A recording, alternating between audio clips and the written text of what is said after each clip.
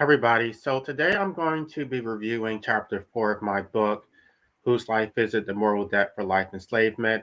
And the reason that I'm reviewing my book online is because I'm looking for feedback. So this isn't just for entertainment. Um, I don't necessarily think that my book is perfect. I think there are probably improvements that I can make, but I'm looking for feedback. So even if you disagree with the finer points that I'm making, I would like you to actually tell me what your disagreement is and how I can improve it. So now let's get to chapter 4. Chapter 4 is the judiciary's role in legitimizing life slavery. Introduction. Courts as architects of enslavement. Judges are not neutral arbiters. They are indispensable architects of life slavery. Philosopher kings in robes who write elegant opinions explaining why your oppression is lawful, why your captivity is constitutional, why the violence deployed against you serves legitimate state interests. Judges do not disregard your rights out of ignorance. They know that immunity doctrines lack constitutional foundation, that the standing doctrine is a judicial invention, and that summary judgment violates your right to a jury trial. They apply these doctrines deliberately because they serve state power. They don't care that your rights were violated. They simply want your case off their docket. Confronting state violence directly would require questioning the legitimacy of the system that employs them. The First Amendment guarantees the right of the people to petition the state for a redress of grievances. The Supreme Court has held that this right extends to all branches of government, including the judiciary, that the right of access to the courts is indeed but one aspect of the right to petition. The right to petition extends to all departments of the state, including the judiciary. The right to petition is one of the most precious of the liberties safeguarded by the Bill of Rights and is implied by the very idea of a state, Republican in form. Without the ability to sue state officials for rights violations, constitutional guarantees are empty promises. The right to petition is the mechanism through which all other constitutional rights become enforceable. If the state violates your rights, you are supposed to possess a constitutional right to bring that violation before a court and demand a remedy. The judiciary presents itself as the institution that makes this right meaningful, the guardian of constitutional liberty that checks state overreach and vindicates individual rights against state oppression. Nothing could be further from the truth. When you petition courts for redress, you will encounter procedural landmines designed to explode on your case before judges even get a chance to address the merits. Standing, immunity, summary judgment, mootness, and ripeness. Judges planted these landmines deliberately. They're looking for any excuse to dismiss your case. The state caged you, officers beat you, the state destroyed your property, your rights were violated. But judges write careful opinions about jurisdiction, about standards of review, about whether rights were clearly established. They never address the violence. The violence is invisible in judicial opinions.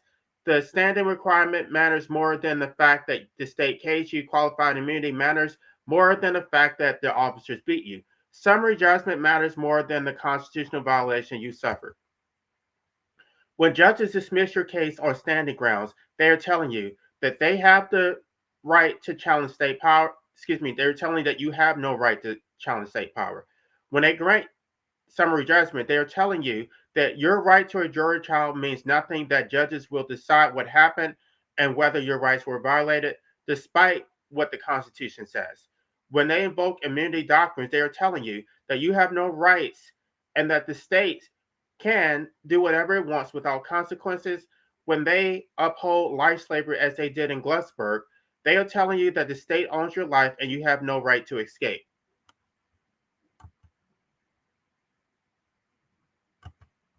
The judiciary is the one branch where citizens directly engage with state power. While we witness legislative debates and encounter bureaucratic agencies, We don't participate in these processes, but when you petition the court, you stand before a judge who must provide a written explanation for why the state is authorized to infringe upon your rights. What judges say matters because they articulate the legal framework that governs all state action.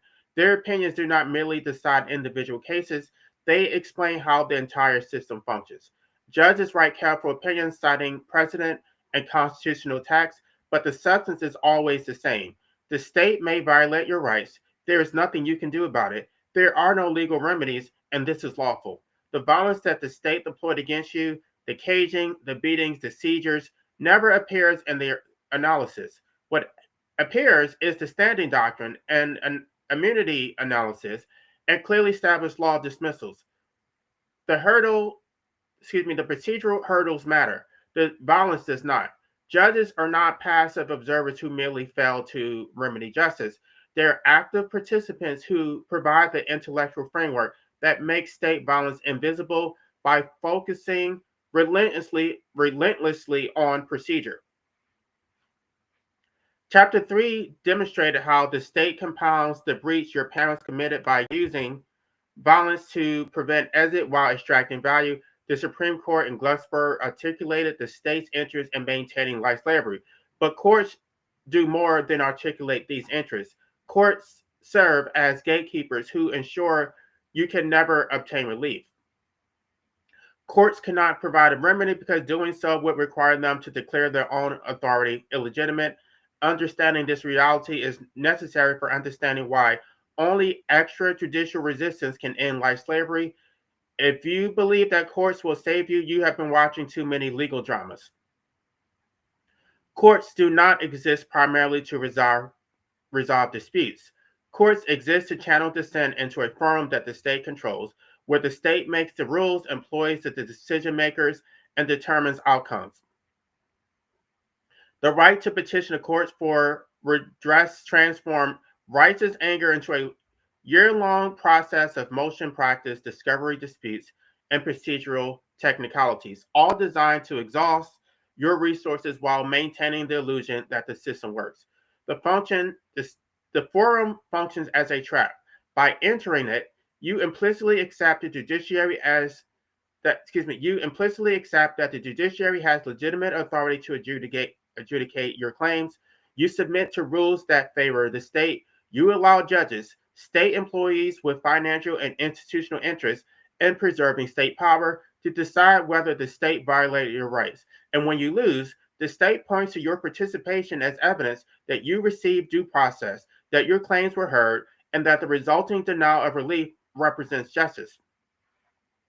This is the forum's essential function, manufacturing the appearance of legitimacy for predetermined outcomes. The state does not need to win every case on the merits, and indeed, the state rarely defends its conduct on the merits at all.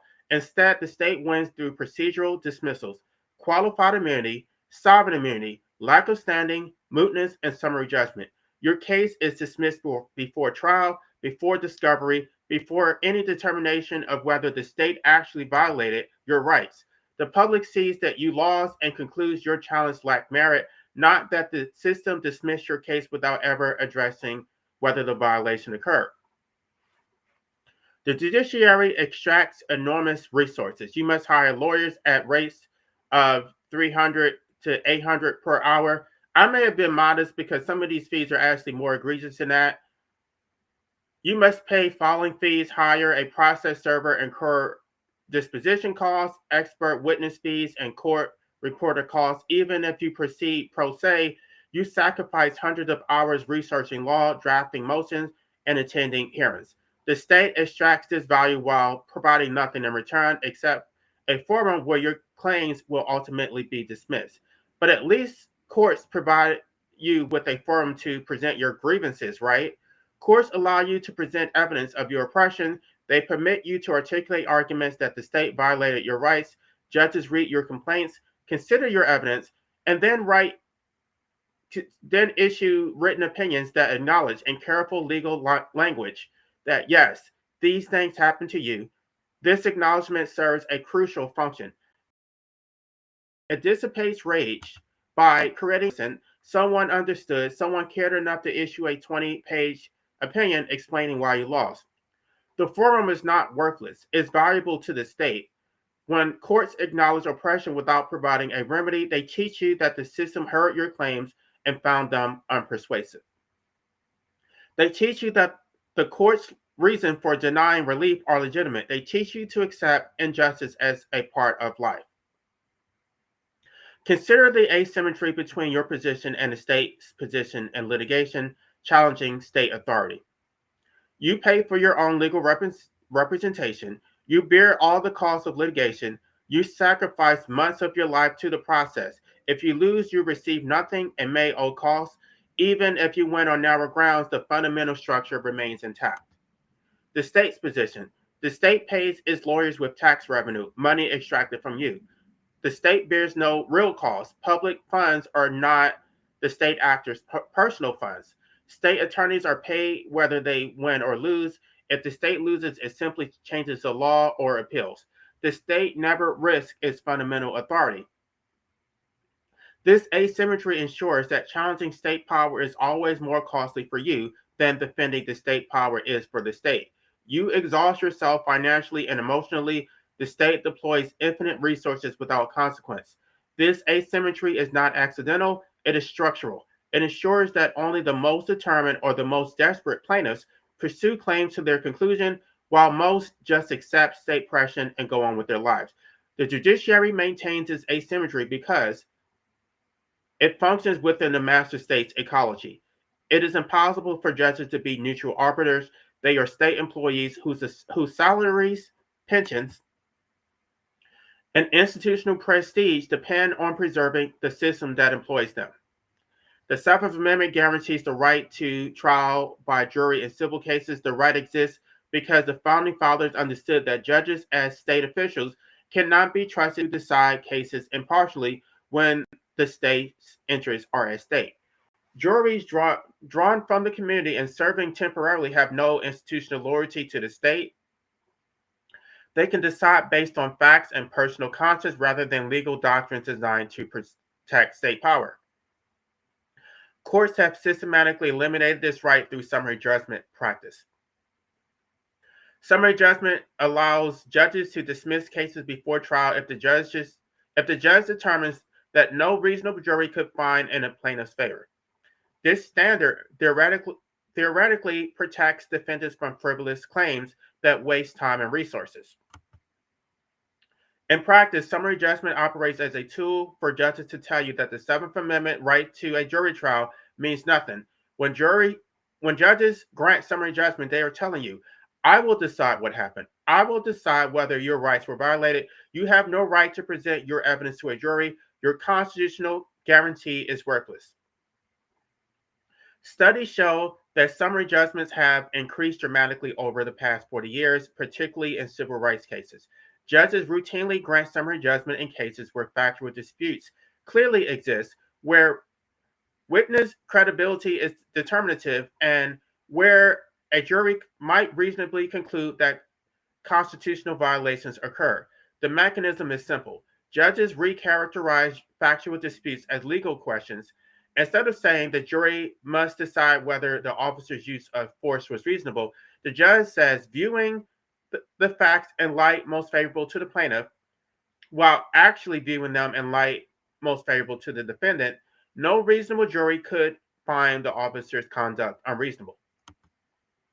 The case is dismissed. The jury never hears the evidence. The plaintiff receives no remedy. Judges know exactly what they are doing. They prevent juries who might actually hold state actors accountable from hearing evidence of state violence. They grant summary judgment knowing that juries regularly watch the same evidence and reach opposite conclusions. In the rare cases that actually reach them, judges grant summary judgment because they serve the state and juries might not. Summary judgment violates the Seventh Amendment guarantee of jury trial. The Seventh Amendment states, in suits at common law where the value in controversy shall exceed $20, the right of trial by jury shall be preserved.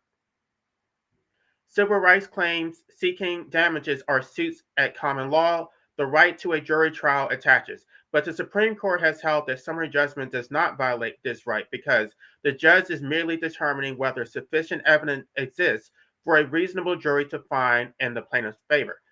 This is circular reasoning. The Seventh Amendment does not say the right to jury trial shall be preserved unless a judge determines that no reasonable jury would rule in your favor. It says the right shall be preserved, period. The judge's determination that no reasonable jury would find in the plaintiff's favor is itself a jury determination. The judge is deciding what a reasonable fact finder would conclude from the evidence.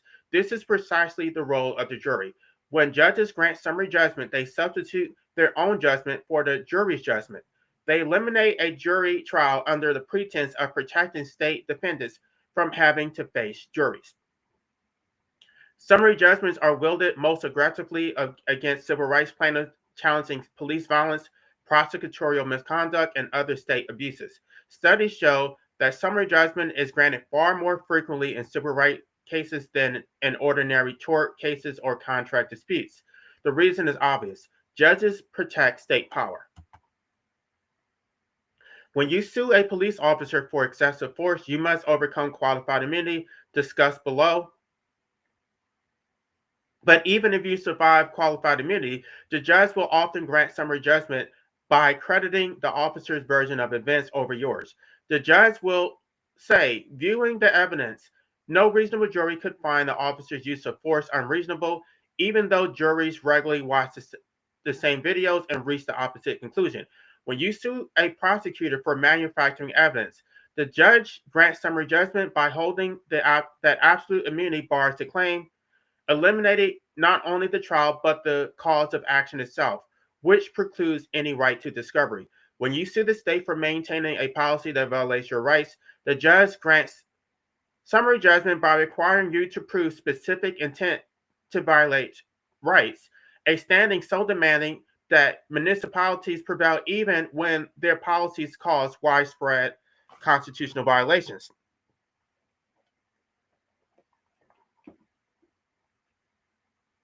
The pattern is unmistakable. Judges use summary judgment to prevent juries from hearing evidence of state misconduct. They do this because they know juries, unlike judges, might actually hold state actors accountable. The Constitution contains no grant of immunity to state officials.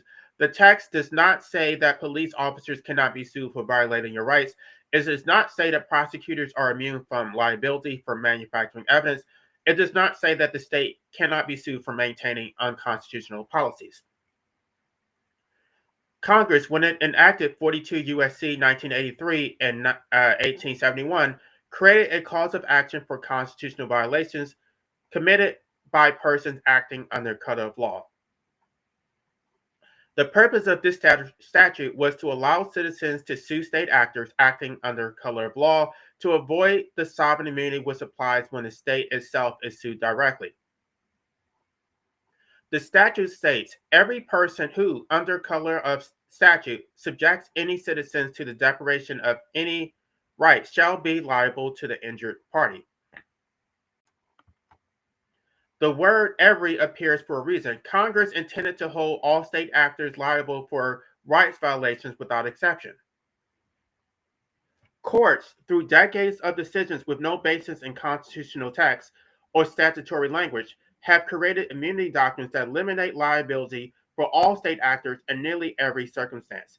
These immunities are not interpretations of existing law, they are judicial inventions, raw lawmaking by unelected judges designed to protect the state from accountability. When judges invoke these immunities, they are telling you your rights mean nothing. The state can violate your rights with impunity. You effectively have no rights. You are a slave and the state is your master. Qualified immunity shields police officers, prison guards, and other state actors from liability unless the plaintiff can show that the right violated was clearly established at the time of the violation. In theory, this protects officers from liability when the law is uncertain. In practice, it operates as a near absolute immunity. To establish that a right is clearly established, You must point to a prior case with nearly identical facts where a court held that the specific conduct violated constitutional rights. If no such case exists because the conduct is novel or because prior cases were dismissed on qualified immunity grounds, then the right is not clearly established and the officer receives immunity. This creates an impossible catch-22. You cannot establish that a right is clearly established without a prior case recognizing the violation, but you cannot get a case finding a violation unless the right is already clearly established. Courts systematically deny liability in case after case, ruling that each new factual variation is insufficiently similar to prior cases to establish that right clearly. The doctrine ensures that constitutional rights may be violated with impunity as long as officers find creative new ways to do so. Consider the statistics. Between 2006 and 2024, police officers in the United States paid only 0.2% of the dollars awarded in settlements and judgments for misconduct. The remaining 99.98% was paid by municipalities, meaning taxpayers. Officers face no personal consequence for violating constitutional rights. They are indemnified fully in practice, and qualified immunity ensures they rarely face even nominal liability. Justice Sotomayor's dissent in Kessler versus Hughes described qualified immunity as a doctrine that sends an alarming signal to law enforcement officers and the public. It tells officers that they can shoot first and think later. She is correct. The doctrine gives officers license to use violence with the knowledge that courts will protect them from all consequence. Prosecutors enjoy even broader immunity, absolute immunity for all actions connected to their prosecutorial function. If a prosecutor fabricates evidence, withholds exculpatory evidence, suborns perjury, or knowingly charges an innocent party, the prosecutor cannot be sued, even if the prosecutor acted in bad faith, even if the prosecutor knew the defendant was innocent, even if the misconduct leads to decades of wrongful imprisonment. The Supreme Court created this immunity out of thin air. The court reasoned that prosecutors need immunity to perform their duties without fear that disgruntled defendants will sue them. This reasoning is absurd. Every other professional, doctors, lawyers, engineers, perform duties under threat of malpractice liability. The threat of liability encourages competence and ethical conduct. Prosecutors alone receive absolute immunity, ensuring they face no consequences for their misconduct. The results are predictable. Studies document widespread prosecutorial misconduct. Brady violations, which is withholding exculpatory evidence, knowingly using false testimony, improper evidence presented to juries, and vindictive charging instruments. Prosecutors engage in this conduct because they know they cannot be held liable. Absolute immunity creates a class of state actors who operate above the law. When DNA evidence exonerates defendants after decades of imprisonment, revealing that prosecutors concealed evidence proving innocence, the prosecutors face no consequences. They retire with full pensions. Those who are wrongfully convicted receive no restitution from the prosecutors who destroyed their lives. Absolute immunity ensures that prosecutorial misconduct remains profitable and risk-free. The 11th Amendment bars federal courts from hearing suits against states brought by citizens of other states or foreign nations. The text states,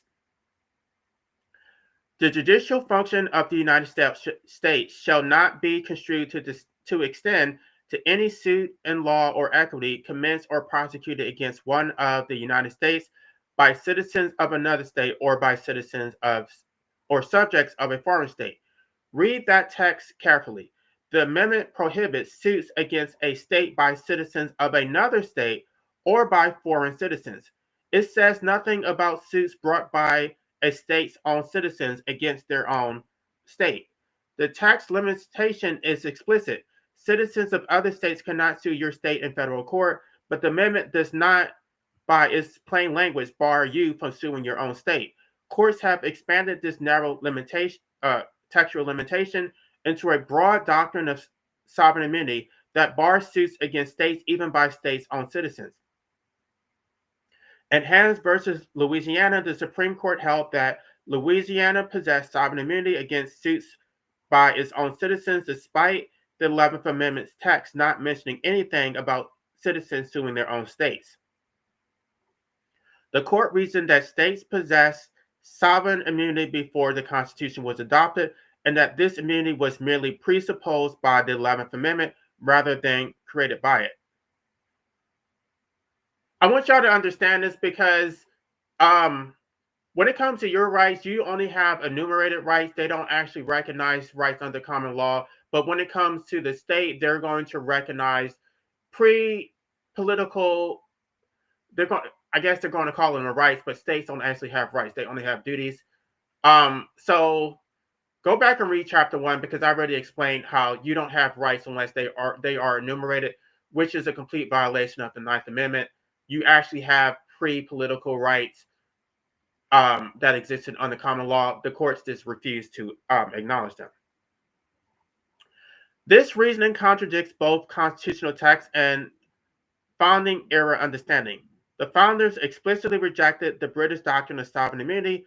In Federalist paper number 81, Alexander Hamilton wrote that states could not possess immunity in federal courts. It is inherent in the nature of sovereignty not to be amenable to the suit of an individual without its consent. The contracts between a nation and individuals are only binding on the conscience of the sovereign and have no pretensions to a compulsive force. They confer no right of action independent of the sovereign will. Hamilton then explained that the proposed constitution would change this, that states would be subject to suit once the Constitution was ratified. The 11th Amendment was adopted to limit this litigation to prevent citizens from suing foreign states, not to restore a king's immunity. Courts ignored this history. They invented sovereign immunity not through constitutional interpretation, but through judicial decree designed to protect state power. The sovereign immunity doctrine holds that you cannot sue the state without the state's consent. State legislatures may waive immunity for specific causes of action, but without such waiver, no suit may proceed, no matter how egregious the constitutional violation. Consider the moral absurdity of this principle. You cannot sue an entity for violating your rights unless they consent to being sued. No rational person would consent to being sued. The entire point of sovereign immunity is to allow states to violate rights without consequences. If you cannot sue the entity that violated your rights without the entity's consent, then you have no enforceable rights against that entity. This transformed constitutional rights into suggestions. The Constitution purports to limit state power. The Bill of Rights prohibits the state from violating enumerated rights. But if the state cannot be sued without the state's consent, then these prohibitions have no meaningful enforcement mechanism. The master state can violate rights at will, and courts dismiss challenges on sovereign immunity grounds. The practical effect is this: when state actors violate your constitutional rights, you can sometimes sue the individual actors who claim qualified immunity, but you cannot sue the state itself. The entity that employed the actors created the policy that led to the violation and benefits from maintaining the unconstitutional practice. I'm going to give a sidebar because there's a loophole around this under 42 USC 1983. You can sue the state actor either in their individual capacity or you can sue them in their official capacity. If you sue the state actor in the individual capacity, then you're basically suing the individual themselves for their specific conduct. But if you sue them in their official capacity, then you're suing the office itself. So they treat it as if it's the functional equivalent of suing the state or suing that department, but they're still protected with qualified immunity, which is treated as absolute immunity. If you guys want me to explain that in detail, I can explain how 42 USC actually functions in practice, because it does not function in practice the way that it is written on paper. So let me continue. Without the ability to sue the state directly for rights violations, without the ability to sue the state directly for rights violations, constitutional rights are empty promises. You possess no remedy when a state violates your rights. You possess no ability to compel the state to stop violating your rights. You possess no mechanism to obtain restitution for the harms the state itself inflicted.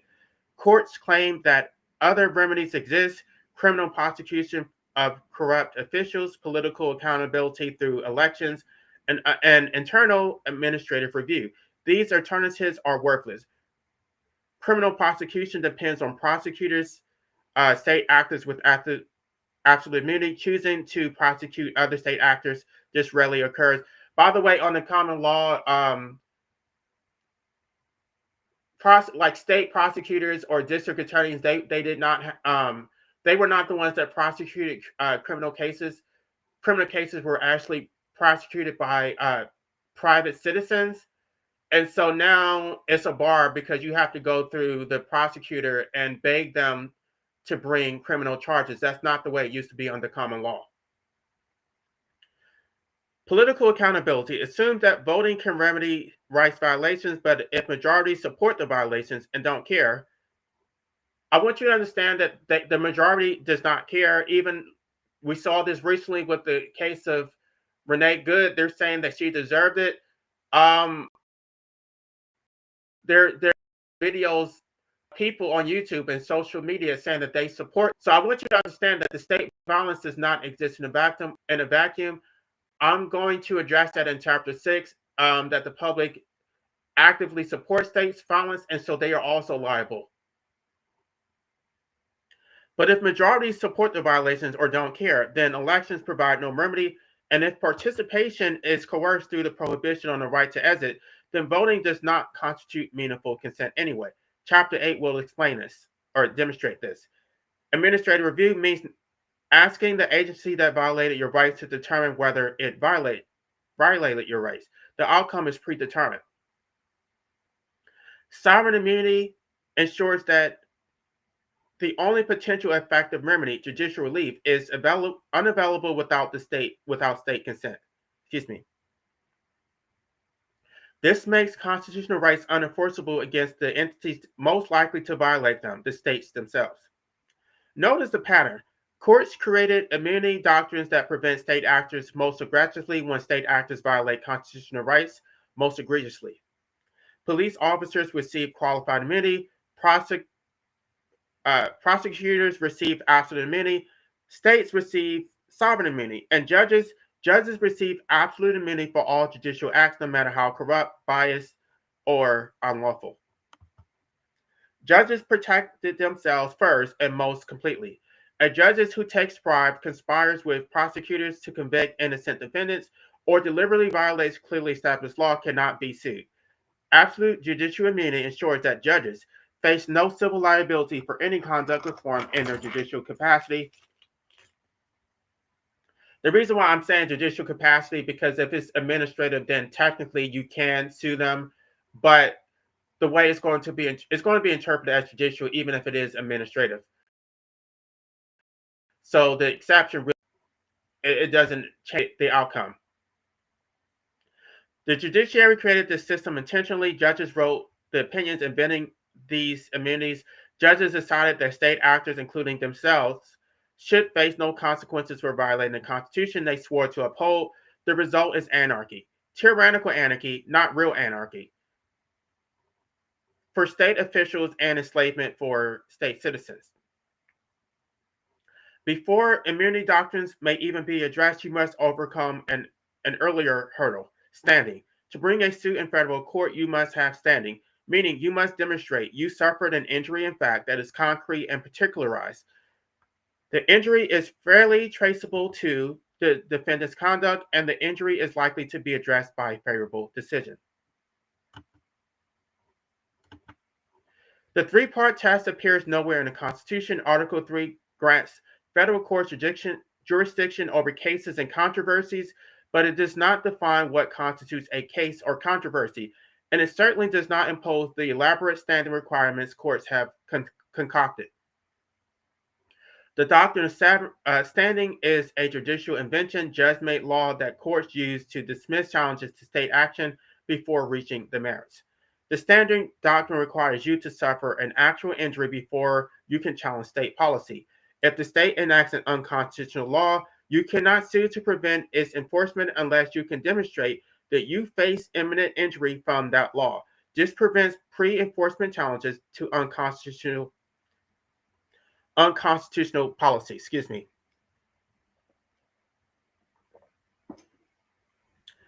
The fact is a trap. If you challenge the law before it is enforced against you, courts dismiss your claims for lack of standing. The injury is too speculative. If you violate the law to create standing, you face criminal prosecution. If you comply with the unconstitutional law and then challenge it, courts may dismiss it as moot. You already complied, or may hold that you lack standing because you suffer no injury because you already complied. This vicious cycle ensures that many unconstitutional laws may never be challenged. The state enacts restrictions on liberty, and courts dismiss challenges on standing grounds without ever determining whether the restrictions actually violate constitutional rights. Standing requirements impose far greater burdens on plaintiffs challenging state action than on the state actors defending its action. When you sue state actors, you must prove a concrete injury specific to you, not generalized grievances shared by all citizens. You must prove causation, linking your injury precisely to the challenged state action. You must prove that a court order would actually remedy your injury. The state, meanwhile, needs only to argue that you failed to meet one of these requirements. The state wins without defending the constitutionality of his conduct, simply by showing you lack standing. The asymmetry is intentional. Standing doctrine was invented by courts to limit their own power to constrain state action. In the early 20th century, courts recognized broad standing to challenge state overreach. As the administrative state expanded and state action became more pervasive, courts created the standing doctrine to insulate state policy from judicial review. The standing doctrine particularly restricts challenges to state spending. The Supreme Court has held that taxpayers lack standing to challenge how their tax dollars are spent, reasoning that the injury is too generalized, shared by all taxpayers rather than specific to the plaintiff. This is absurd. If the state uses your tax dollars to fund unconstitutional programs, you necessarily suffer a concrete financial injury. The state extracted money from you through force and used it for purposes that violate constitutional limits on state power, but courts hold this injury is insufficient to establish standing. The result is that the state can violate the Constitution through spending programs, and no one has standing to challenge those violations. The taxpayers who fund the programs lack standing. The injury is too generalized. Those harmed by the programs may lack standing. The injury is not traceable to the specific funding challenge. The Constitution's limit on state spending becomes unenforceable. Through the standing doctrine, courts have created vast areas of state action that cannot be challenged in court. General policy grievances. If you object to how the state regulates an industry, conducts foreign policy, or administers programs, you likely lack standing unless the state action injures you specifically and concretely. Future harms. If you fear that the state will harm you in the future, you likely lack standing unless the harm is certainly impending rather than merely likely. Third parties. If the state action harms someone else and you want to challenge it, you generally lack standing to assert others' rights. If the state violates procedural requirements, but the violation does not change the outcome, you may lack standing because the injury is procedural rather than substantive. These restrictions ensure that the state can act unconstitutionally with minimal risk of judicial review. The standing doctrine transformed courts from guardians of constitutional rights into gatekeepers who dismiss challenges before addressing whether violations actually occurred. The standing doctrine's fundamental effect is to make constitutional limits on state power unenforceable. The Constitution grants the states the Constitution grants the states enumerated powers and restricts state action through individual rights. But if no one has standing to challenge state action, then these constitutional limits have no enforcement mechanism.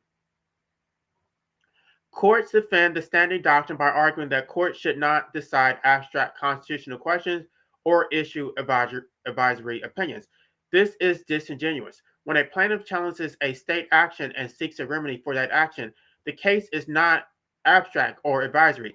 It is a concrete dispute about whether the state violated its constitutional constraints.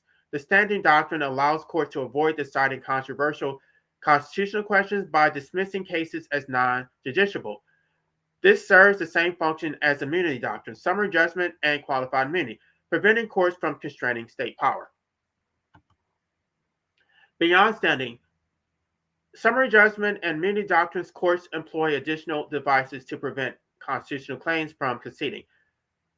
Mootness. If circumstances change after you file suit, courts dismiss the case as moot, meaning the controversy no longer exists. If the police violated your rights and you sue, but the officer is fired before trial, the case may be dismissed as moot. If the state challenges the unconstitutional policy before judgment, the case may be dismissed as moot. Mootness prevents court from declaring conduct unconstitutional even after violations occur. Ripeness. If you challenge a policy before it is enforced against you, courts dismiss the case as unripe, meaning the controversy is too speculative. You must wait until you are actually harmed. But if you wait until you are harmed, you may lack standing because you failed to meet the policy But if you wait until you are harmed, you may lack standing because you failed to challenge the policy sooner, or the case may be challenged as moot because circumstances have changed. The timing requirements ensure that many claims may never be heard.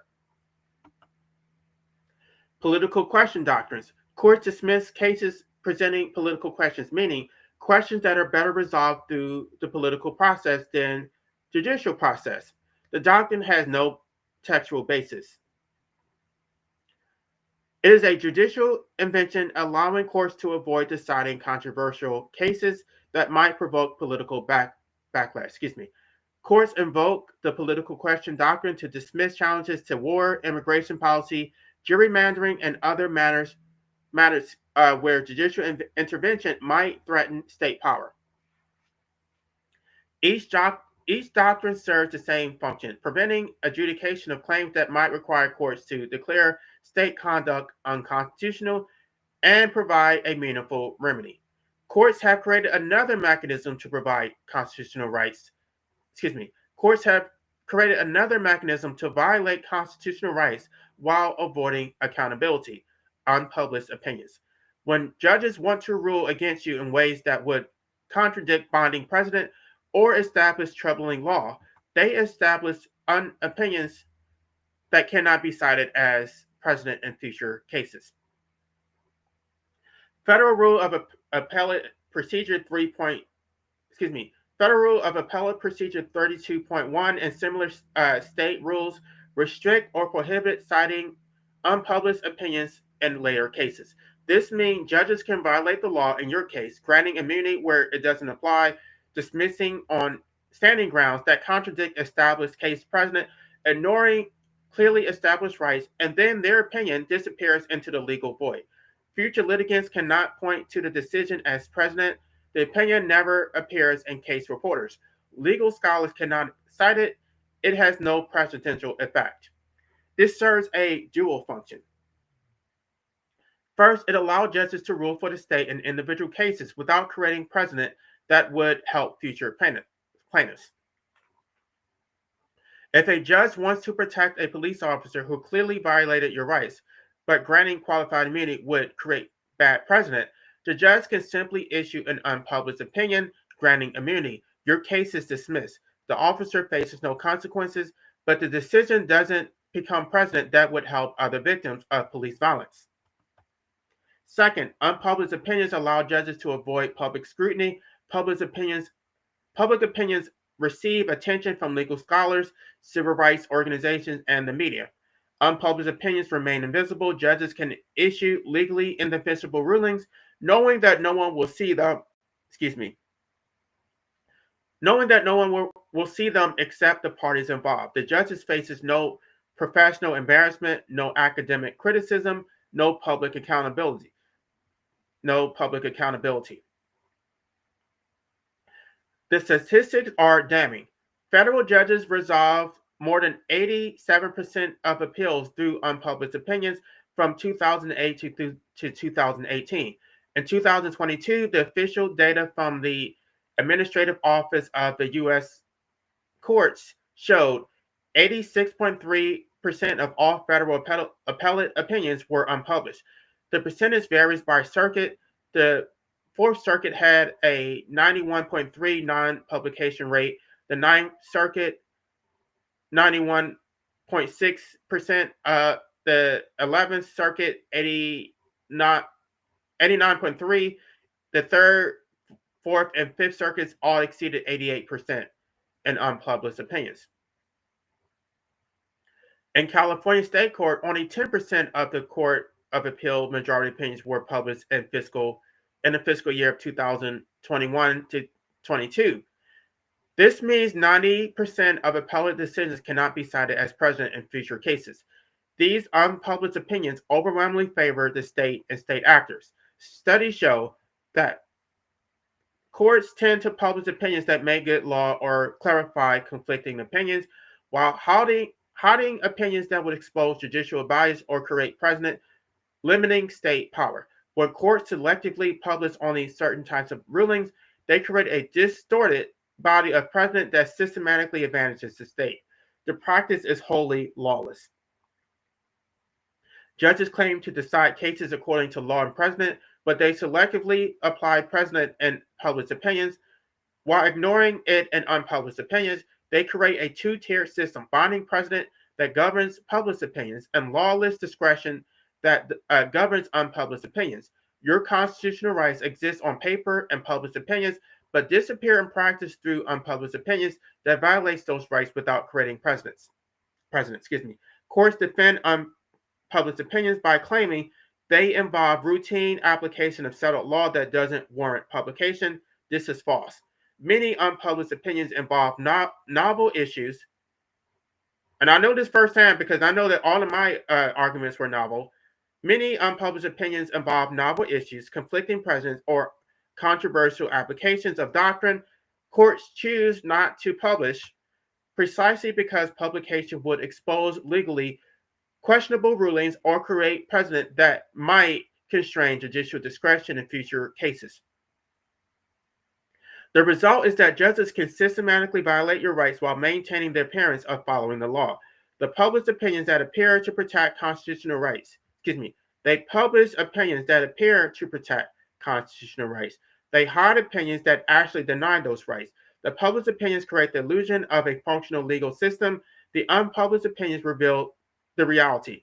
Judges protect the state, dismiss your claims, and ensure you never obtain relief.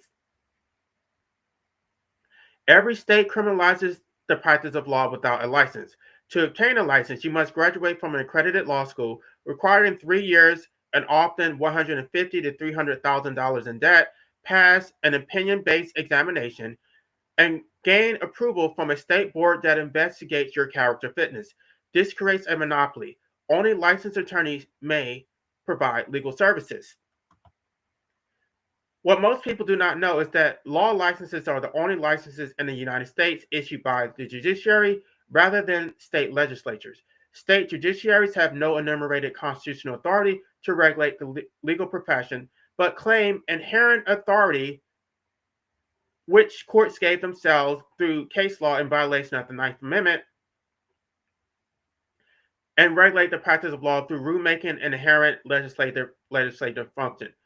The reason why it violates the Ninth Amendment is because states can only exercise enumerated authority.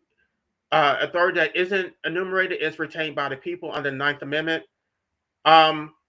Unfortunately, the Ninth Amendment hasn't been incorporated to apply to the states directly, but it does apply to the federal government directly. So this basically means that um, the Bar Association, as it is currently practiced, I don't really want to get on a tangent about that, but the way it's practiced by the DC Circuit is completely unconstitutional because they can't exercise unenumerated authority. They can only exercise enumerated authority.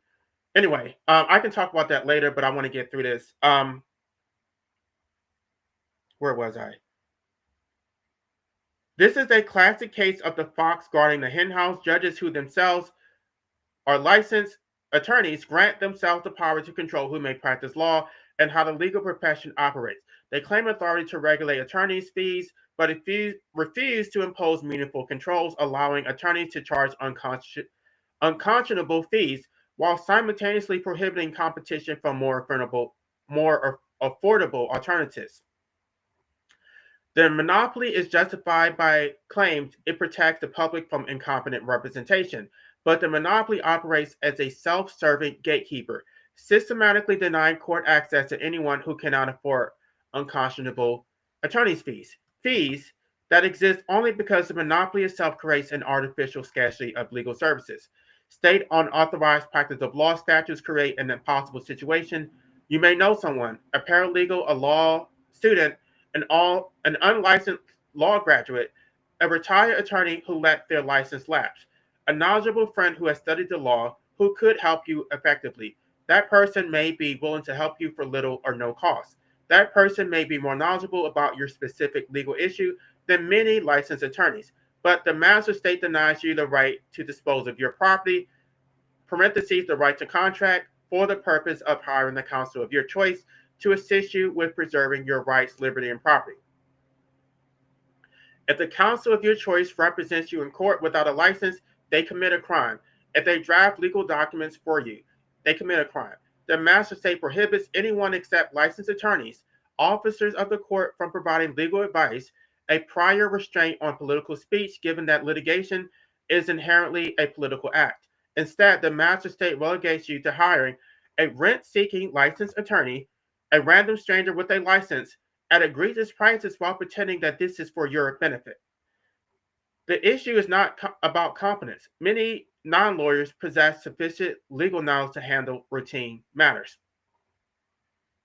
The issue is not protecting you from fraud. You are a competent adult capable of deciding who is competent to represent your interests. This is about control. The legal profession maintains a monopoly that ensures only those the system has credentialed, socialized to respect judicial oppression, and who depend on the system for their livelihoods may represent you. The result is predictable. If you cannot afford attorney's fees of 300 to 800 per hour, you simply have no legal access to legal representation. There may be people willing to help you, but the master state prohibits you from hiring them. You do not have a right to contract with the counsel of your choice. You have a right only to hire licensed attorneys. Law licenses did not exist under common law, so clearly the constitutional right to counsel does not mean the right to hire a licensed attorney.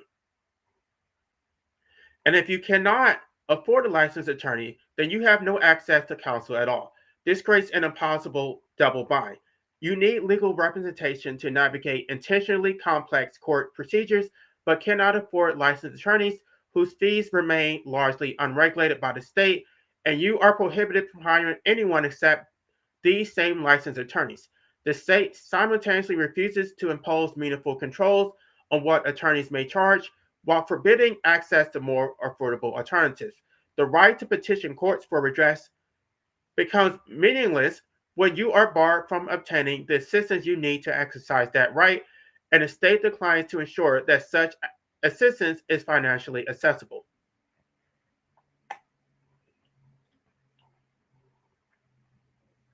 Let me see if I have any comments before I continue.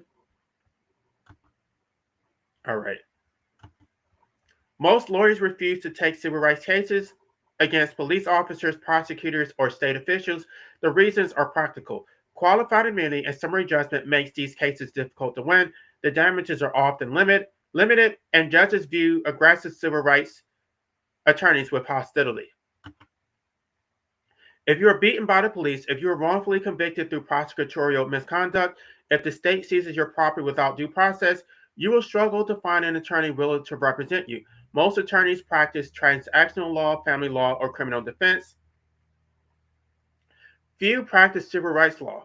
Of those who do, most represent defendants, state and local officials, not plaintiffs. This scarcity ensures that most rights violations never result in lawsuits. People with legitimate constitutional claims cannot find representation. Their claims expire not because they lack merit, but because the legal profession structure makes representing them unprofitable and professionally risky. Attorneys who do take civil rights cases typically charge contingency fees, taking 33 to 40% of any recovery, or hourly rates of 300 to 800 per hour for experienced civil rights attorneys.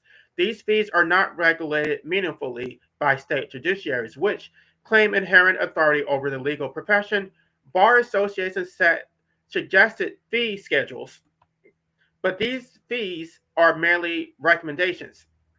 Attorneys routinely exceed them without consequence because the judiciary declines to enforce meaningful fee controls.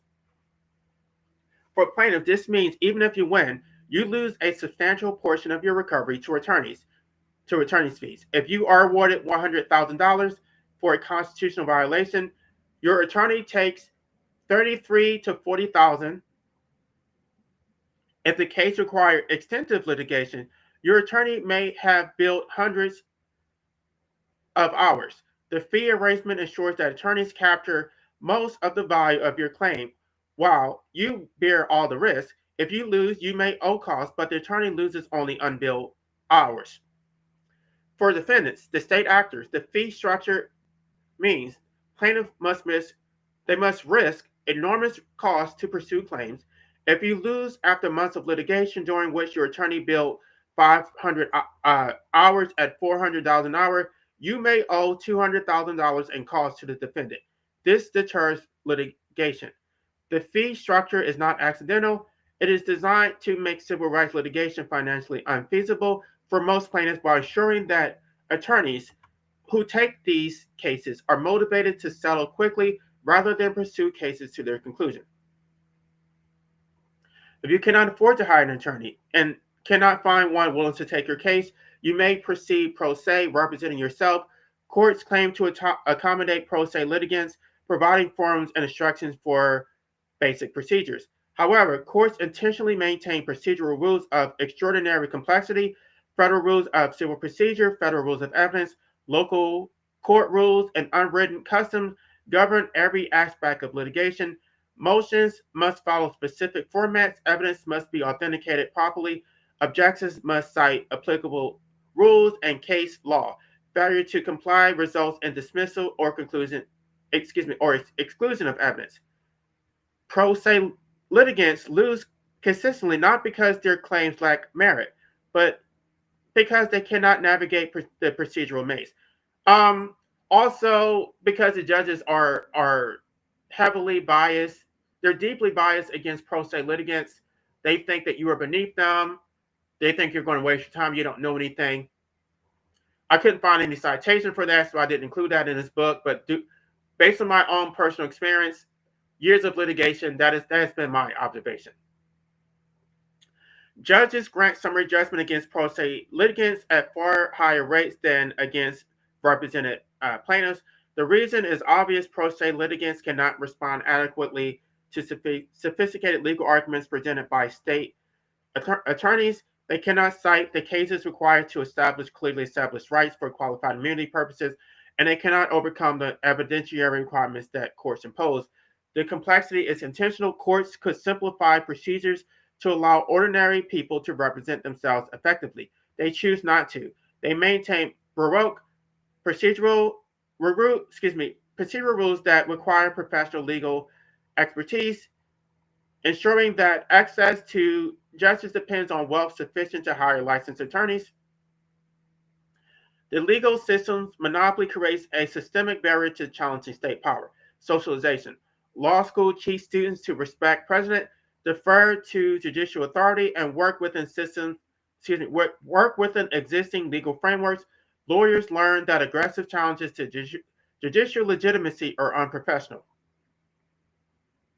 Lawyers depend on the legal system for their livelihoods. They will not advocate positions that threaten their ability to practice. This creates inherent conflicts of law when representing clients challenging state authority. Bar associations discipline attorneys who engage in conduct unbecoming or who demean courts. Attorneys who aggressively challenge judicial authority risk sanctions, including disbarment. The monopoly ensures that only those who can afford legal representation can effectively access courts. The poor and working class are systematically excluded. This monopoly serves state power by ensuring that legal challenges must be channeled through professionals trained to accept the system's legitimacy and who depend on it for their professional survival.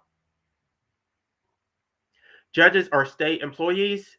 Federal judges receive salaries of 223 and 400 to 298, 500, depending on their level. State judges earn comparable amounts. These salaries are paid from tax revenue appropriated by legislatures. Judges receive pensions, health insurance, and other benefits from the state. Their institutional budgets depend on legislative appropriation. This creates an inherent conflict of interest. When judges must decide whether state conduct violated constitutional rights, they decide as state employees whose financial security depends on the state they are asked to constrain. They are not neutral arbiters. They are interested parties with every incentive to rule in favor of state power.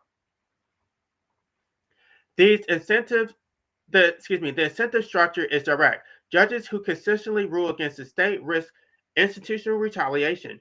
For appointed judges, legislatures might reduce judicial budgets, eliminate judicial positions, or refuse to reappoint them. I want you to know that at the state and local level, judges routinely will go to the state legislator or county commissioners asking for budget increases. And so they can't really go against the very officials that appropriate their budget. So I don't know, that was a sidebar because I've seen how this actually plays out. They would actually go before county commissioners and ask for budget increases. Now, for elected judges, ruling against state actors risks losing support for the legal establishment, law enforcement, endorsement, and prosecutorial allies who can influence campaigns. In both systems, judges who challenge state power jeopardize their careers and institutional standing. Judges understand this. They rule to preserve their positions and institutional privilege. Judges also face psychological pressures toward ruling in favor of state power. Social psychology research demonstrates that people in positions of authority tend to dehumanize those subjected to their authority. Judges who see hundreds of cases annually, most involving poor plaintiffs or criminal defendants, develop psychological distance from the oppression before them. They see patterns, not people.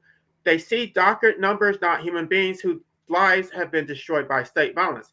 This dehumanization makes denying relief psychologically tolerable. When you are judge number 47 in the District of Massachusetts, you have 500 cases pending. You see another pro se civil rights complaint about police using excessive force. You do not see a human being who was beaten. You see another case to clear from your docket before lunch. Institutional loyalty reinforces this dynamic.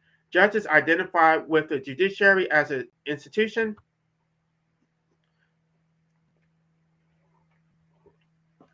When plaintiffs challenge state power, judges perceive this challenge to them, to their authority, to their institution, their role.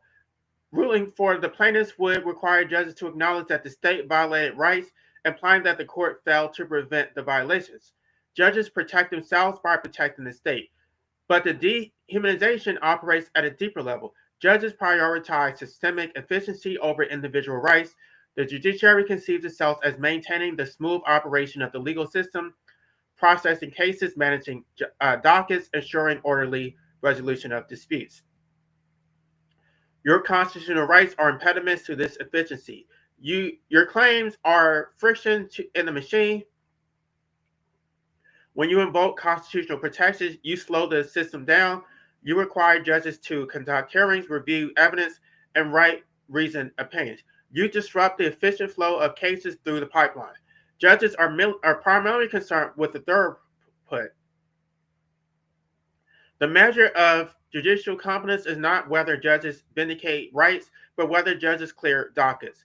Federal judges are subject to public reporting requirements that document their individual case disposition rates through mandated semi-annual reports. Judges who resolve cases quickly through procedural dismissals are praised for their efficiency. Judges who allow cases to proceed to trial, who grant discovery, and who hold evidentiary hearings are criticized as allowing case backlogs. This institutional imperative transforms rights into nuisances. Your constitutional claims is an obstacle to efficiency. The procedural doctrine, standing, immunity, summary judgment exists to eliminate this obstacle. They allow judges to dispose of cases without addressing the merits, without conducting trials, without confronting the violence of state without confronting the violence the state deployed. The doctrines protect judicial efficiency by sacrificing your rights. The calculus is utilitarian and explicit. Your enslavement is acceptable if dismissing your claims benefits the system. The system must continue functioning smoothly. The judiciary must process case efficiently. These institutional interests outweigh your individual interests in obtaining justice. Excuse me. You are collateral damage. Accepting losses are necessary for maintaining systemic efficiency. The fact that you do not benefit from the system. The fact that your rights must be sacrificed is justified because the majority benefits from an efficiently functioning legal system. The greater good of societal order justifies the specific harm inflicted on you. Judges also treat courtrooms as their personal domains rather than public institutions. Judges routinely declare, "This is my courtroom," when asserting control over procedure, evidence, or argument.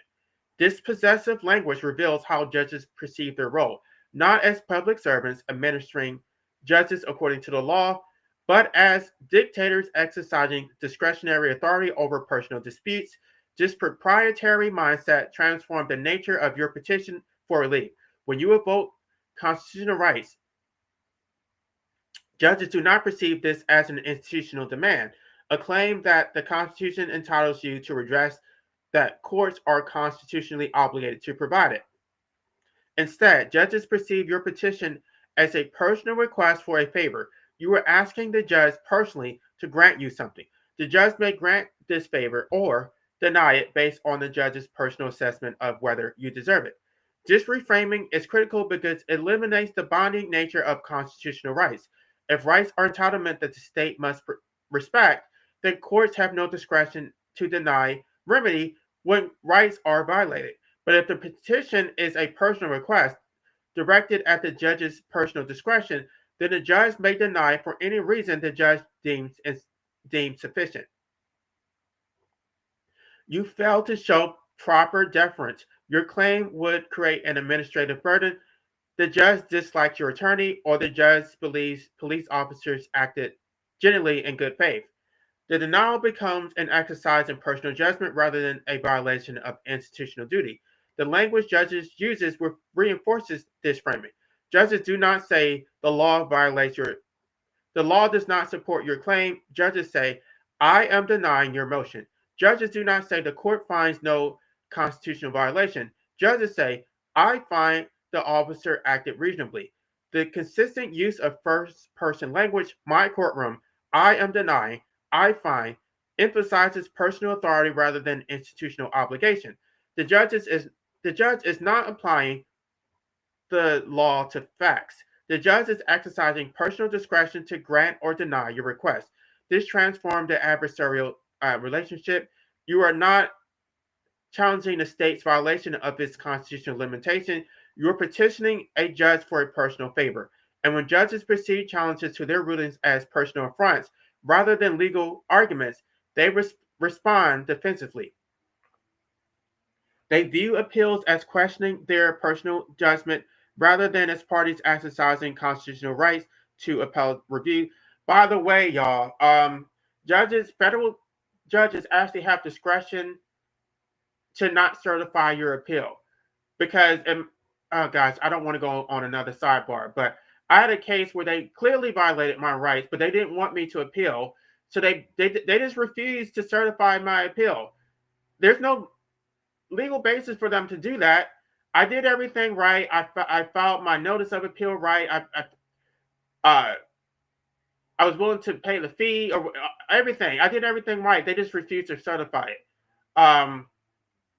Anyway, I don't want to get bogged down in that. But there's so many procedural tactics they can deploy to evade justice. It's a complete waste of time. They keep telling you to go to courts. I would not advise it. I would recommend direct action because the courts are not going to do anything for you. They view aggressive advocacy as disrespect rather than as jealous representation. The courtroom becomes the judge's personal domain when the judge's authority is absolute and your constitutional claims exist only to the extent that judges chooses to recognize them. This creates a hierarchy of values in which deference to judicial authority supersedes the vindication of constitutional rights. The legal profession internalizes this hierarchy and enforces it ruthlessly. Attorneys are taught that showing respect to the judge is more important than zealously advocating for clients' rights, even when representing clients whose rights were clearly violated. Attorneys prioritize maintaining good relationships with judges over aggressively challenging judicial rulings. The consequences are explicit. If you must choose between showing proper deference to the judge and forcefully arguing that the state violated your constitutional rights, you show deference. If you must choose between respecting judicial authority and challenging the court's procedural dismissal of your claim, you should respect authority. Even if you lose, even if the judge denies relief through legally indefensible reasoning, what matters is that you demonstrated appropriate respect for the institution. Bar associations enforce this hierarchy through professional conduct rules. Attorneys who demean judges or who engage in conduct unbecoming face sanctions, including suspension or disbarment. But dismeaning is defined broadly to include aggressive advocacy that judges perceive as disrespectful. An attorney who tells a judge, "Your Honor's ruling violates clearly established Supreme Court precedent and cannot be reconciled with the constitutional text," may face discipline for lack of respect, even if the statement is factually accurate.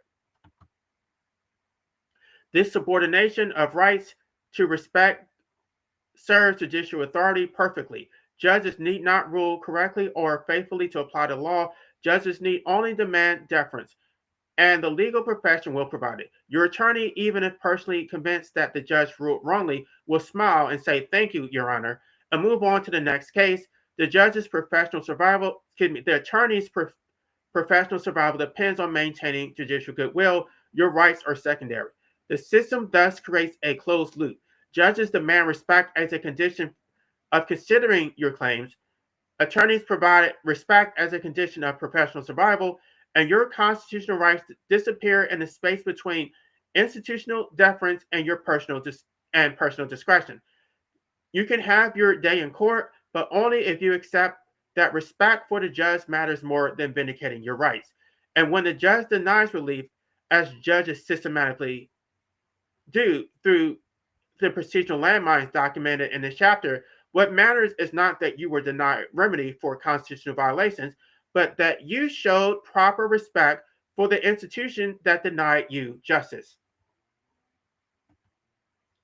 Judges disproportionately come from privileged backgrounds. They attend elite universities, practice at prestigious law firms, and moved in social circles with prosecutors, politicians, and corporate executives.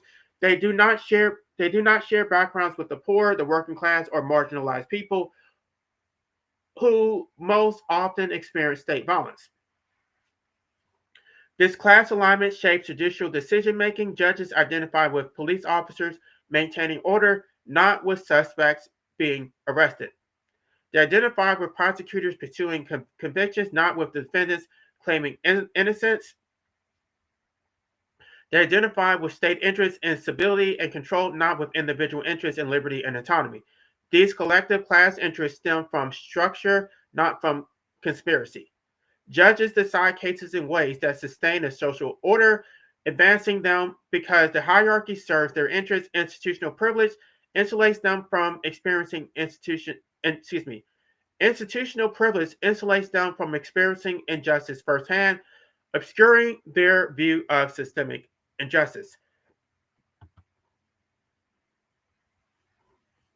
The Ninth Amendment states the enumeration in the Constitution of certain rights shall not be construed to it shall not be construed to deny or disparage other rights retained by the people.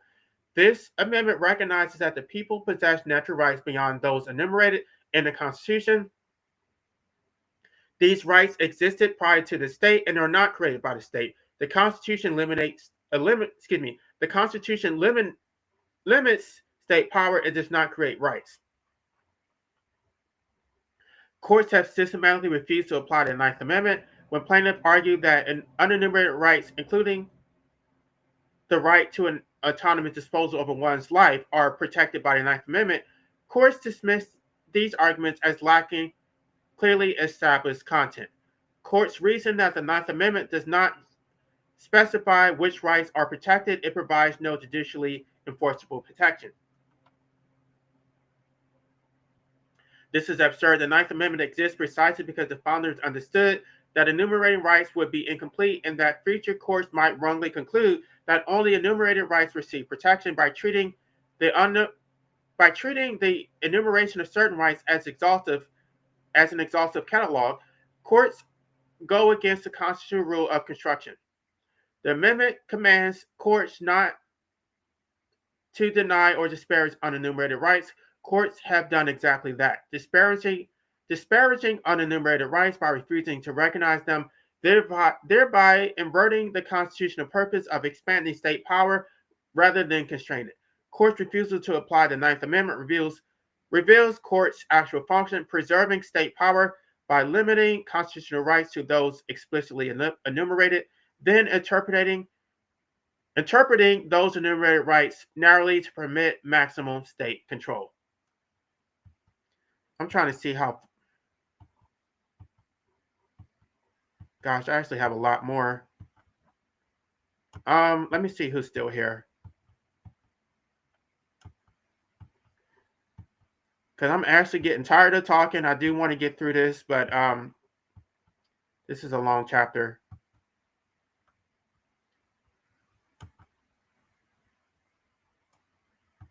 Oh, I have some comments. Let's see. Okay. All right. I'm gonna try to get through this. This is a long chapter, but I'm not going to come back to it. The 13th Amendment prohibits slavery and involuntary servitude except as punishment for crime. Chapter 5 will demonstrate that the state control over disposal rights satisfies the Supreme Court's own definition of slavery as stated in Plessy.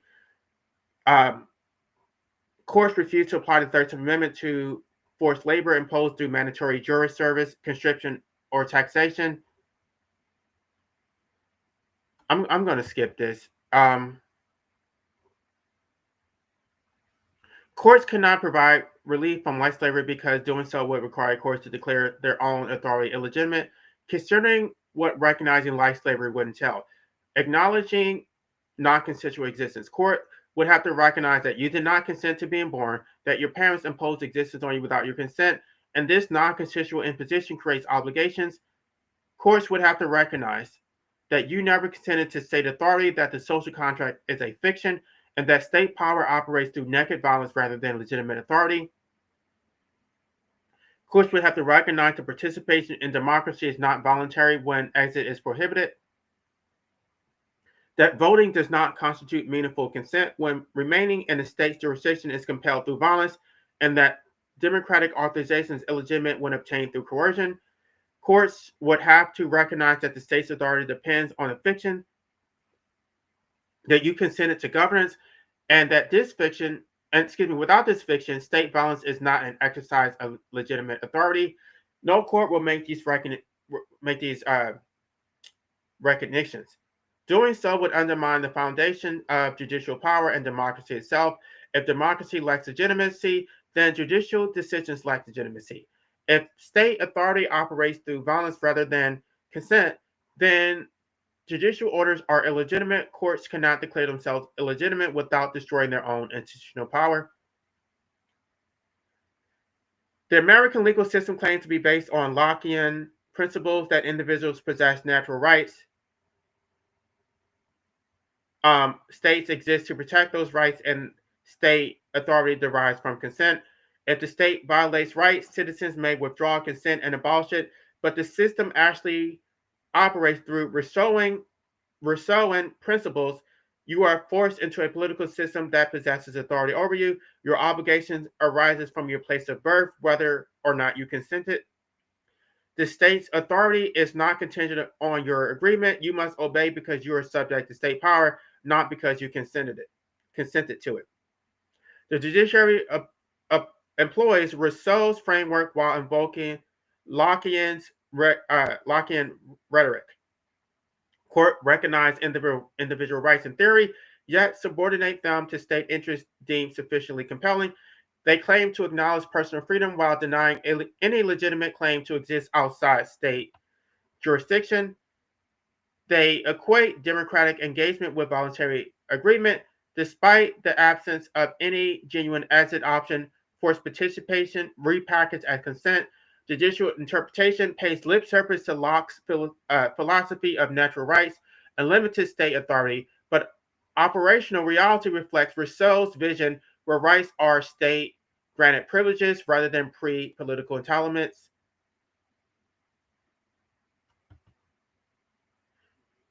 The functional barrier to judicial relief is this: courts are part of the system that enslaves you. Asking courts to provide relief from life slavery is like asking slaveholders to abolish slavery. The system cannot dismantle itself. Every institution of state power, courts, legislature, executives, exists to perpetuate state power. Courts do not exist to declare the state illegitimate. Courts exist to legitimize state action by providing the appearance of neutral adjudication while systematically protecting state interests. The procedural doctrines documented in this chapter, standing immunity, summary judgment, mootness, ripeness, and the political question doctrine, are mechanisms through which courts protect the system from dismantlement. When you file a lawsuit arguing that the state owns your life through the prohibition on disposal rights, that your parents owe you restitution for imposing existence without consent, and that democracy cannot legitimize forced continuation because participation is coerced, you are asking judges to recognize that everything they do operates through violence rather than legitimate authority. No institution will declare itself illegitimate. No powerful group will voluntarily relinquish power. Judges are employees, beneficiaries, and enforcers of this system. They will not help you dismantle it. Courts do not exist to provide justice. Courts exist to legitimize state power by creating the appearance of due process while systematically denying relief. Standing doctrine ensures most challenges are dismissed before courts examine whether rights were violated. This is really just summarizing what I already said. I'm going to go ahead and end this live stream. So I know that was kind of long-winded, but yeah, this, for those who actually listen through this minutia, just post something in the comment section to give me some type of feedback. But just because even though my book is finished, I can still make changes because I'm trying to present this to a broader audience, and I really want this book to be correct. Before, I don't know, maybe I can, even though it's already published, maybe I can seek mainstream publication and actually have a broader audience. So I'm going to end this live stream. Y'all have a good day.